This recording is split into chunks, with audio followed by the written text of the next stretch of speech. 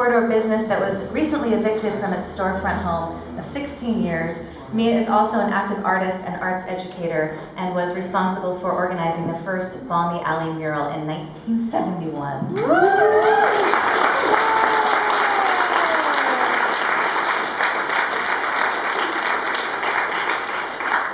Thank you.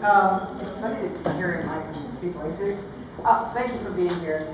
And thank you, Andy, for actually having me come. I've been a little resistant about doing anything back into the community again. After being in this community for over 16 and a half years and seeing the community going from a four-lane arena of traffic and buses going back and forth and being in front of our stores, to down to the bike lanes and, I'm sorry, the parklets, which has been really tough for small businesses, for people who come to try to park. It came as a real shock to see that Encantada was not going to be able to survive in this community.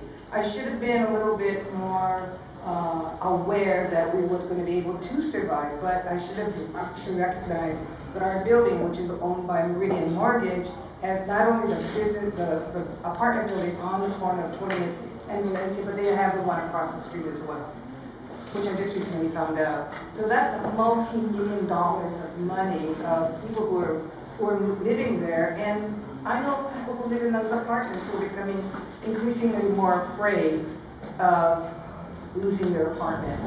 There's a woman I know who lives in the apartment above the liquor store who's been in there for about 15 years. And she pays a very fair amount of rent.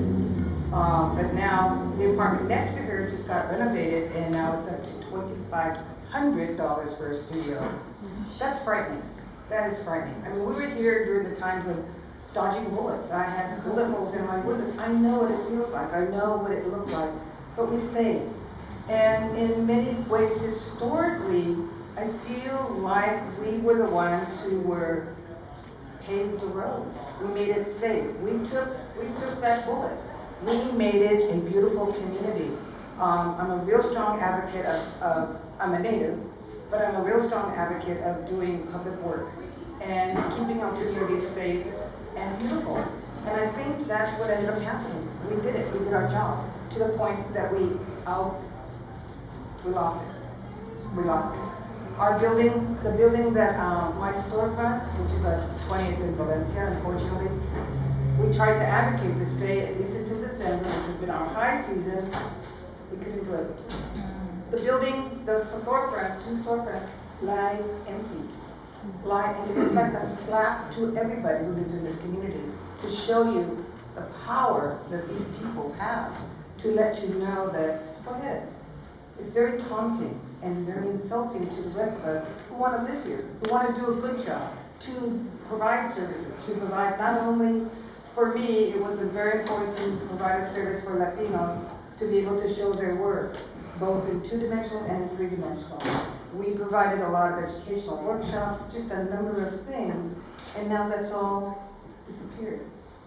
We did when we were being evicted, we called ourselves being urbanly deported. So we did this wonderful, we're going to do it again, because with the march on October the 12th, we're doing this card, it'll be even better.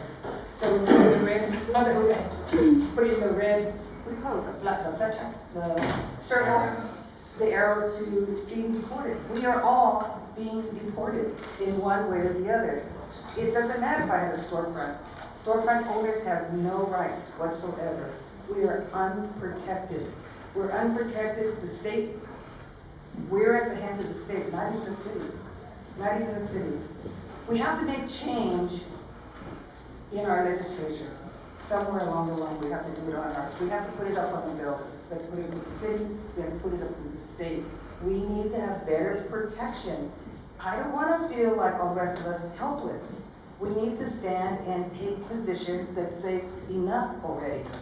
We are all entitled to live well and to give back into our community, and I think that's really where we all are. I think that's why we're here. I want to thank you. We want to see you come October the 12th. Come get your stickers.